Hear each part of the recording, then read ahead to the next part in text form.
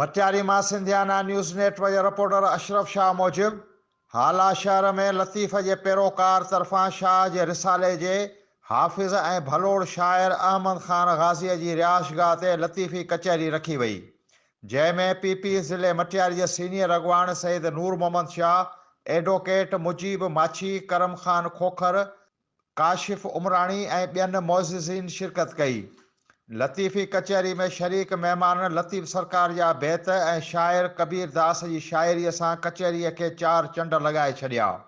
उन मौक़े ते ज़िले मटियारी जे सीनियर अॻवाननि ऐं पीपल्स पार्टी पारां नामज़द कयल वार्ड 1 जो उम्मीदवार सैयद नूर मोहम्मद शाह चयो त हिन वक़्तु मुल्क जी मुआशी सूरतहाल इंतहाई नाज़ुक आहे। इमरान ख़ान जे गुज़िरियल हुकूमत जे नाक़िस पॉलिसियुनि सबबि अवाम हिन वक़्तु सख़्त ॾुखियाई खे मुंहुं ॾेई रहियो आहे। सिंध समेत पूरे मुल्क जे ग़रीब माण्हुनि जूं उमेदूं नौजवान चेयरमैन बिलावल भुट्टो में आहिनि।